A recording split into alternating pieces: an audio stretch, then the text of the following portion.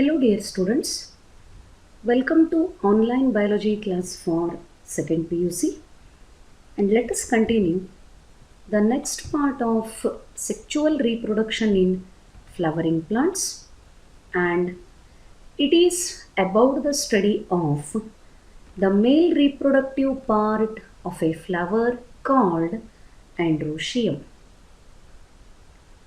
Before moving to the study of androecium, let us memorize the part which I explained in the yesterday's video. Flower is the modified stem meant for reproduction in angiosperms. The flower production is influenced by the hormone, and there occurs the formation of the floral primordium, and that floral primordium consists of the carpel primordium, androecium primordium, the sepal primordium, and the petal primordium. That means all the parts of flower are developing from the floral primordium that finally develops into bud, and bud grows into flower. A typical flower consists of 4 parts: calyx, corolla, androecium, and gynoecium. The calyx and corolla are called non-essential floral whorls because they are not directly participating in the sexual reproduction. Androecium is the male reproductive organ or part of the flower. It produces the male gametes. Gynoecium is called female reproductive organ or part of the flower, and it produces the female gametes. So without male and female gametes, the sexual reproduction is not possible. Therefore, the androecium and gynoecium are essential floral whorls. And also explained about the LS of the flower, which is very important question for 2 marks. And today, whatever I am going to explain in the video, the entire content is the most important part of the chapter. Some part is 2 mark question, some part is 3 mark question. Totally, the entire bit of the chapter which I am going to discuss now, it is completely important for the theory examination as well as for the practicals. If you remember this particular part of the topic, very easily you can answer for the Viva questions also. In the practical examination, Viva questions are compulsory. So Viva questions for 2 practicals are related to this one only. So concentrate on the complete explanation and watch the video till the end. So moving to the androecium. Androecium is male reproductive part or organ of the flower.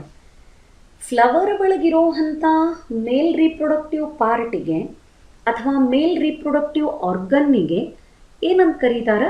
ಆಂಡ್ರೋಶಿಯಮ್ ಅಂತ ಕರೀತಾರೆ.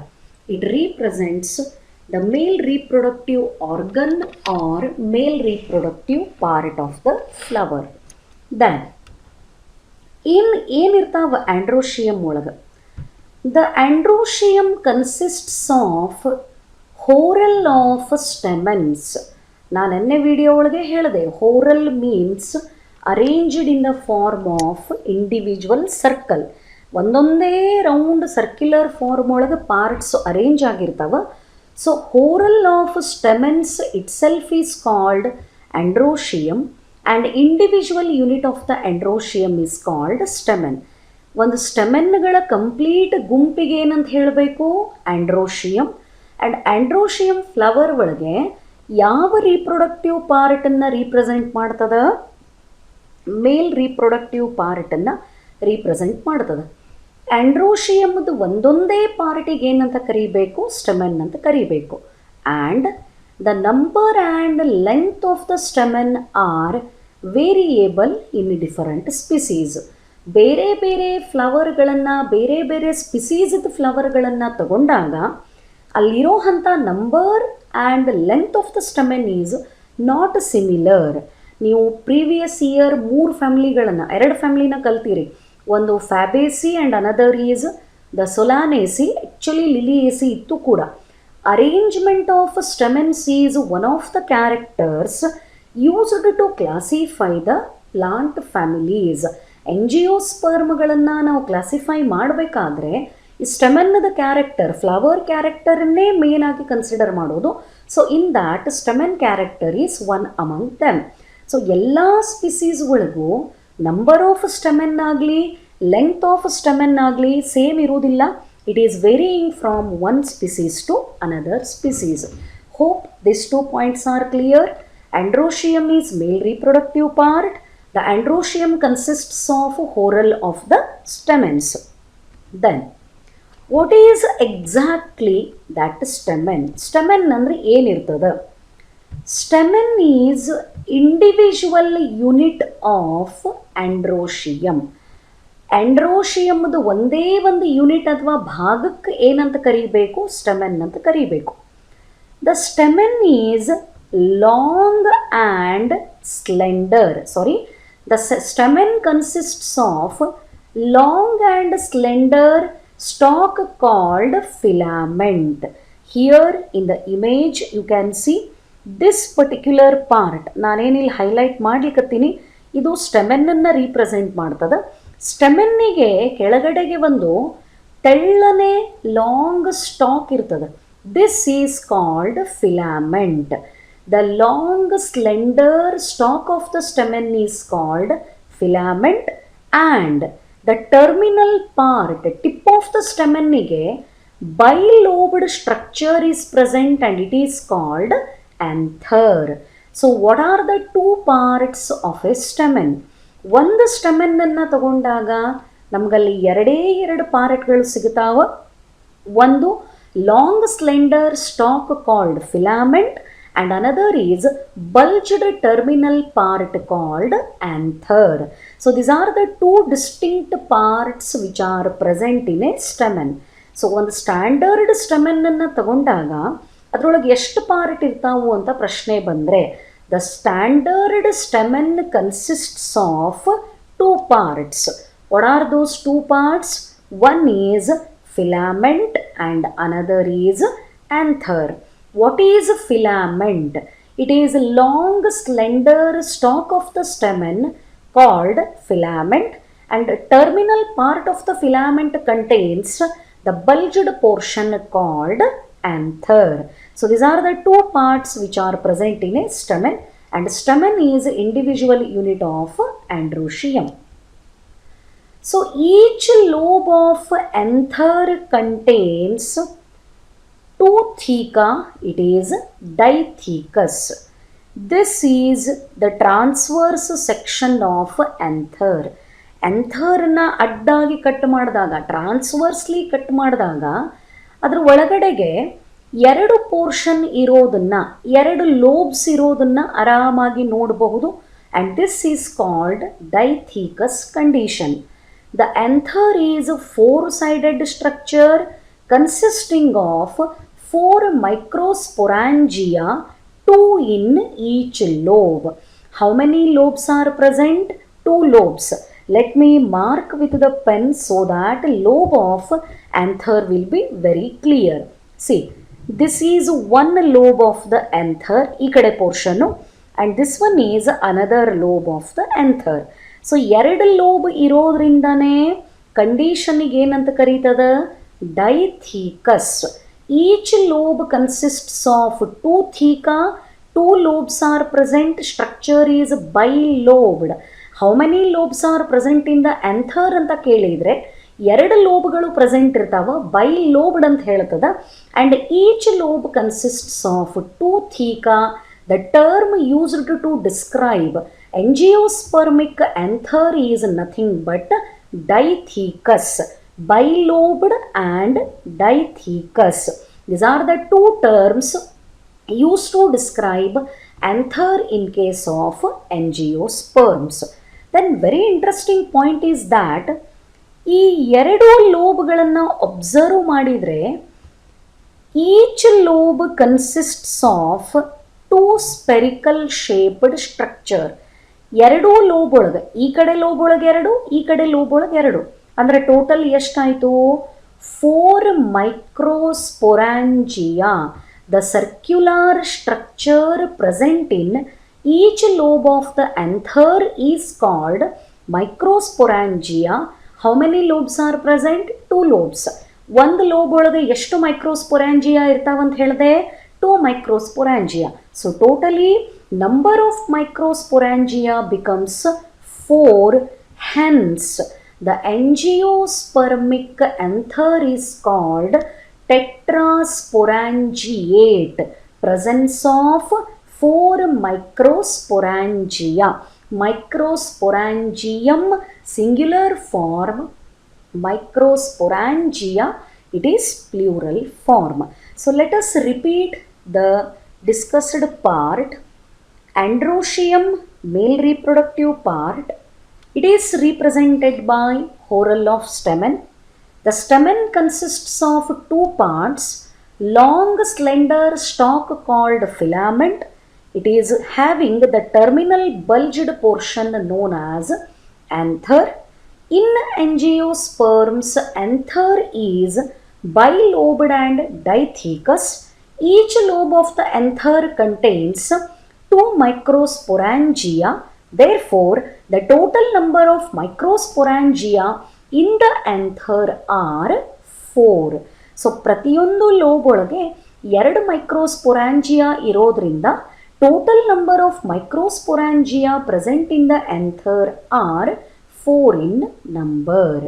Then, microsporangia finally develop and become pollen sacs which contain pollen grains. This is a very important term that you need to remember. Anther young iddaga microsporangium anta ಕರಿಬೇಕು. Because ಅದರೊಳಗೆ ಇನ್ನೂ ಏನು produce ಆಗಿರುವುದಿಲ್ಲ? Pollen grains produce ಆಗಿರುವುದಿಲ್ಲ. When anther attains the maturity, ಆವಾಗ anther ಒಳಗಡೆಗೆ pollen grains complete ಆಗಿ develop ಆಗಿರ್ತಾವ. Then microsporangia are referred as pollen sacs. ಆವಾಗ ಮೈಕ್ರೋಸ್ಪೊರಾಂಜಿಯಾಕ್ಕೆ ಏನಂತ ಕರಿಬೇಕು? ಪೋಲನ್ ಸ್ಯಾಕ್ಸ್ ಅಂತ ಕರಿಬೇಕು.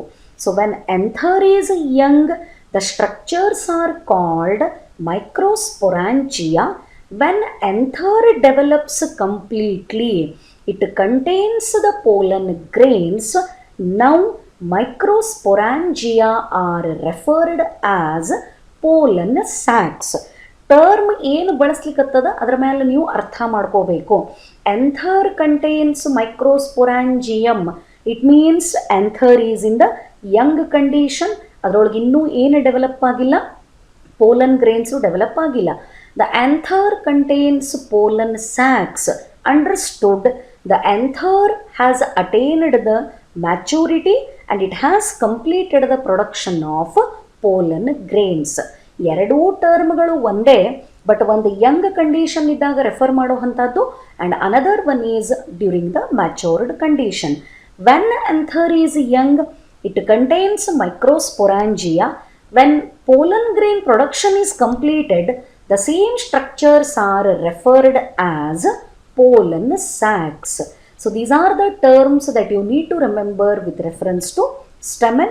This is about the diagram of stamen and the TS of anther. TS of anther means transverse section of the anther. Then moving to next part.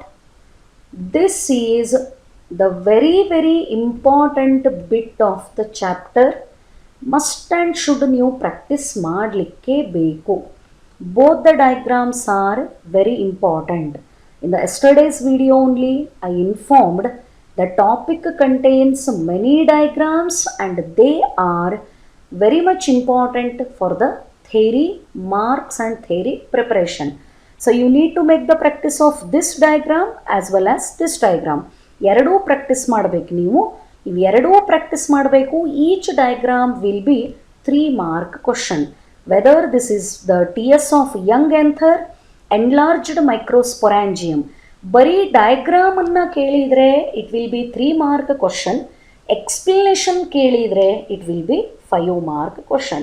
So whatever the allotment of marks, but both the diagrams are very much important. Okay, transverse section of anther. Transverse ಆಗಿ ಆಂಥರನ್ನು cut ಮಾಡಿದಾಗ ಅದು ಯಾವ ರೀತಿ appear ಆಗ್ತದೆ, how it appears under microscope. Anther is tetragonal structure consisting of 4 microsporangia located at the corners, 2 in each lobe. ಇಲ್ಲಿ ನೀವು ಇಮೇಜನ್ನು observe ಮಾಡಿದರೆ ನಿಮಗೆ even here also you can observe, ಇಲ್ಲೊಂದು ಬಲ್ಜ್ಡ್ ಪೋರ್ಷನ್ನು, here is 1 more, this is 3rd and this is 4th. 4 ಕಡೆಗೆ ಬಲ್ಜ್ಡ್ ಪೋರ್ಷನ್ನು ಕಾಣಿಸ್ಲಿಕ್ಕತ್ತದ. ಈ ಕಡೆ half ಒಂದು ಲೋಬನ್ನು, ಈ ಕಡೆ ಹಾಫ್ ಇನ್ನೊಂದು ಲೋಬನ್ನು ರೀಪ್ರೆಸೆಂಟ್ ಮಾಡ್ತದೆ. So every lobe, anyhow the image is clear. ಇನ್ನೂ ಒಂದ್ಸರಿ ಇಮೇಜನ್ನು ನಾನು ಎಕ್ಸ್ಪ್ಲೇನ್ ಮಾಡ್ತೇನೆ. Enlarged portion, this is 1 microsporangium, this one is another microsporangium, 3rd and 4th. So totally how many microsporangia are present? 4 microsporangia are present and 2 microsporangia in each lobe of the anther. Microsporangia later develop into pollen sacs. ಯಾವಾಗ ಆಂಥರು ಮ್ಯಾಚೂರಿಟಿಗೆ ಬರ್ತದೆ, ಇದರೊಳಗೆ pollen grain production complete ಆಗ್ತದೆ, ಆವಾಗ ಮೈಕ್ರೋಸ್ಪೊರಾಂಜಿಯಾಕ್ಕೆ ಏನಂತ refer ಮಾಡಬೇಕು? Pollen sac ಅಂತ refer ಮಾಡಬೇಕು. And they extend longitudinally all through the length of an anther and are packed with pollen grains. If this is the length of the anther, ಇದ್ರ ಪೂರ್ತಿ length complete ಆಗಿ ಎದರಿಂದ occupy ಆಗಿರ್ತದ? Pollen ಸ್ಯಾಕ್ಸಿಂದ occupy ಆಗಿರ್ತದ. And pollen sacs are completely filled with the pollen grains. So now you need to concentrate on the explanation for structure of microsporangium and you need to make the practice of both the diagrams. So let us move to the first very important bit of the chapter, structure of microsporangium. So microsporangium, it is surrounded by 4 wall layers. How many wall layers are present around the microsporangium?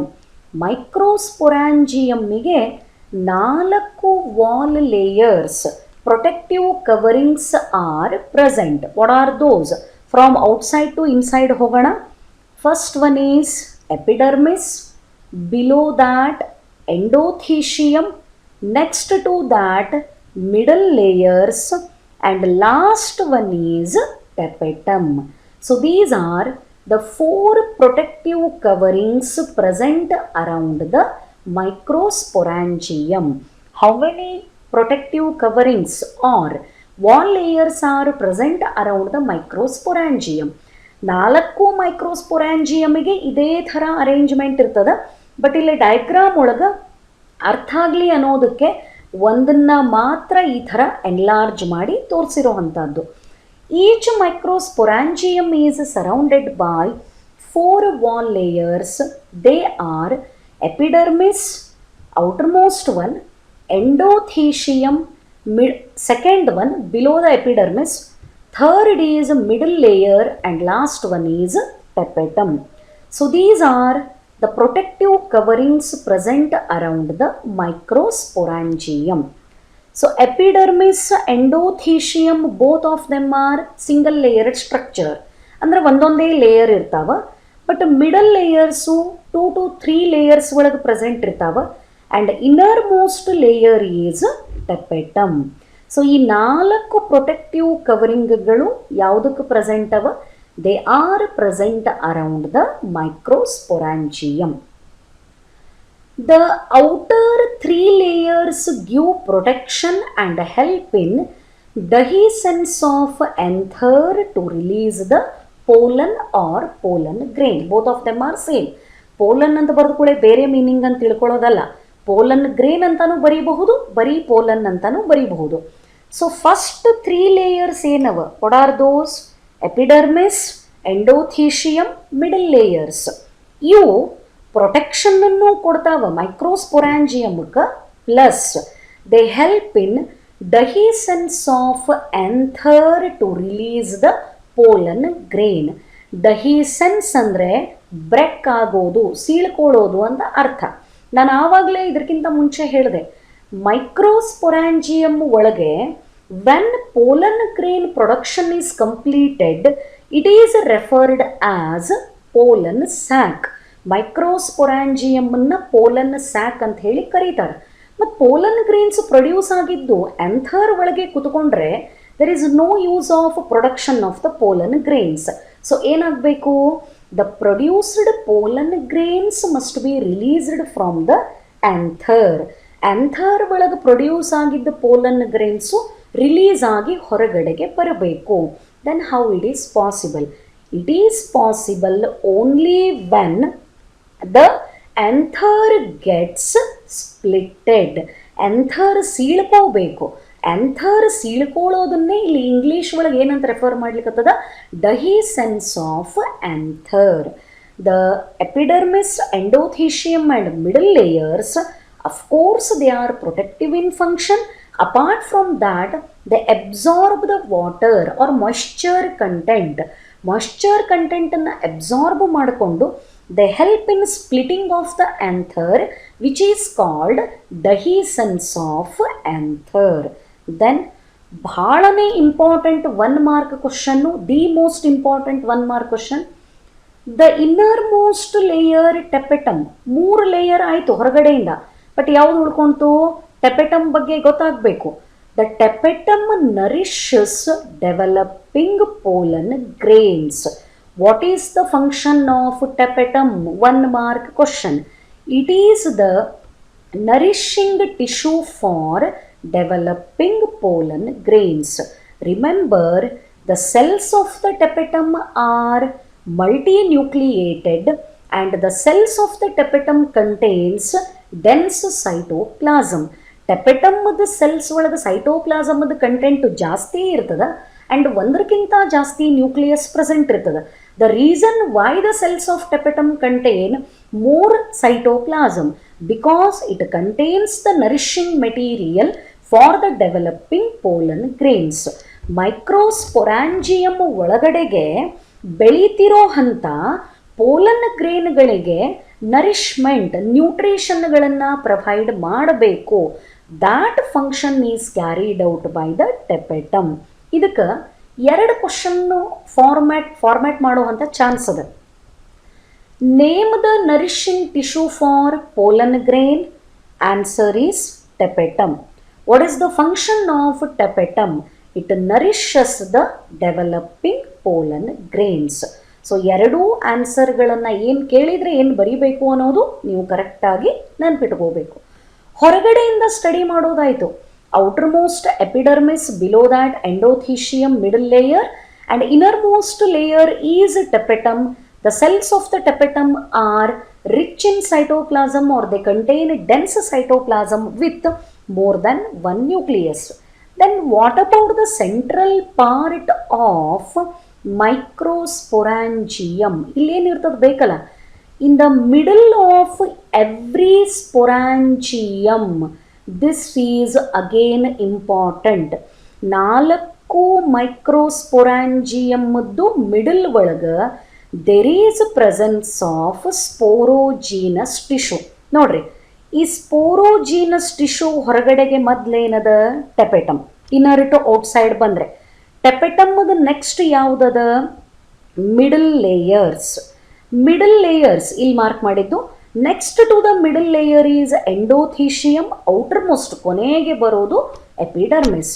ಅಂದರೆ ಈ ಸ್ಪೋರೋಜೀನಸ್ ಟಿಶ್ಯೂನ ಯಾವುದು compact ಆಗಿ surround ಮಾಡ್ಯದ? It is tapetum. What is that sporogenous tissue? It is also expected 1 mark question. What is sporogenous tissue? It is compactly arranged homogeneous cells which are present at center of each microsporangium when the anther is young. ಎಲ್ಲ ಟರ್ಮ್ಗಳು ಇಂಪಾರ್ಟೆಂಟೇ. Anther Young ಇದ್ದಾಗ ಪ್ರತಿಯೊಂದು ಮೈಕ್ರೋಸ್ಪೊರಾಂಜಿಯಮದ centre ಒಳಗೆ there is a mass of homogeneous cells. What is the meaning of homogeneous? Homogeneous means similar type of the cells. ಎಲ್ಲ cells ಒಂದೇ ಥರದ್ದೇ ಇರ್ತಾವ. And ಈ ಸೆಲ್ಗಳ ಗುಂಪಿಗೆ ಏನಂತ ಕರಿಬೇಕು? ಸ್ಪೋರೋಜೀನಸ್ ಟಿಶ್ಯೂ ಅಂತ ಕರಿಬೇಕು. Let me elaborate little bit more about the sporogenous tissue so that the explained part will be clear for you. So this is, let us assume this is the single microsporangium and this one is the innermost layer, nothing but tapetum. In the center of tapetum there is a mass of homogeneous cells. ಎಲ್ಲ cells ಒಂದೇ ಥರದ್ದೇ ಇರ್ತಾವ. ಈ ಸೆಲ್ಲದ ಮಾಸಿಗೆ ಏನಂತ ಕರೀಲಿಕ್ಕತ್ತಾರ? This is called sporogenous tissue.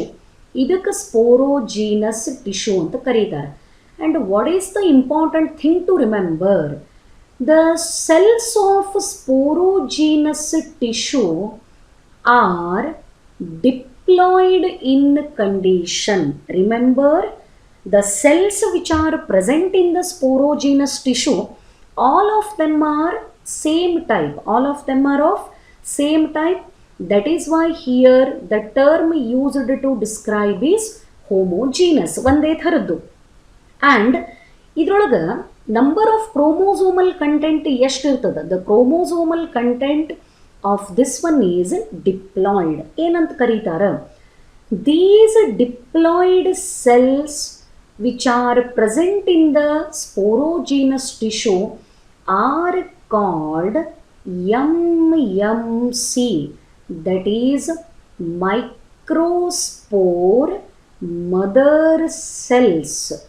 Microspore mother cells, because from these cells only finally there is production of microspore. It is nothing but another name of pollen grain. The pollen grains are smaller in size. Because of that reason they are also referred as microspores.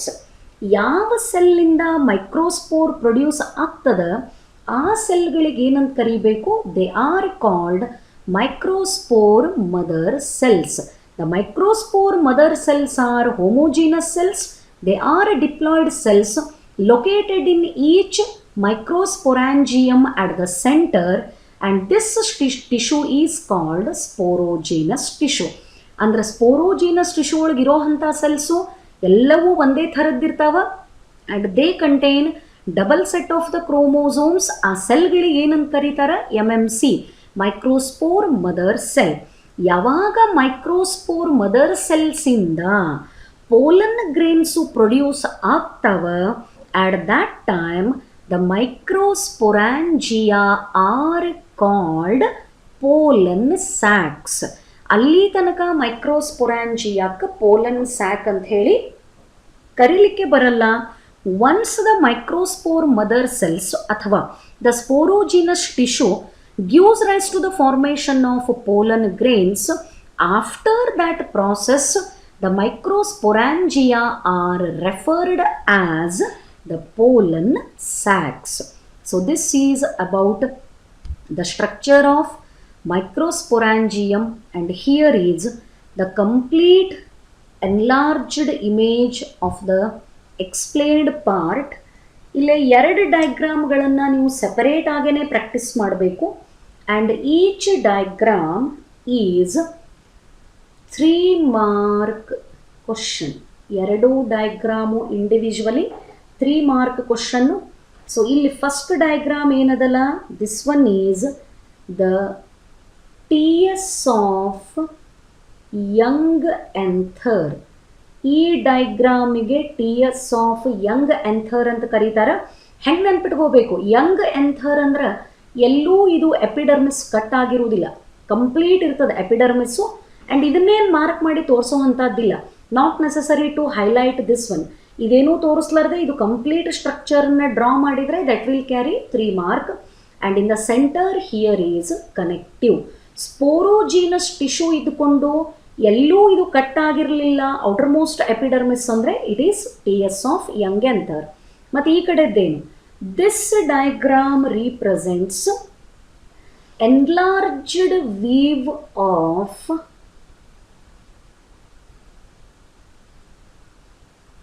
single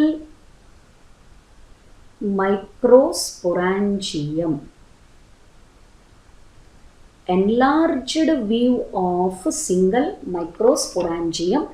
ಇದೇ ಥರ title ಒಳಗೆ ಕ್ವಶನ್ಸನ್ನು frame ಮಾಡ್ತದೆ. Draw the labelled diagram of T S of young anther. ಈ ಡಯಾಗ್ರಾಮನ್ನು ತೆಗೆದು ಪಾರ್ಟ್ಸನ್ನು label ಮಾಡಬೇಕು. Draw the labelled diagram of enlarged view of single microsporangium. Only this diagram you need to draw and correctly you mark the parts. So both of them you need to make the practice, and individually each is 3 mark question. Hope the explained part is clear for you. Watch the video till the end so that it will be easy to remember the content of the topic. Hope explained part is clear. Thank you.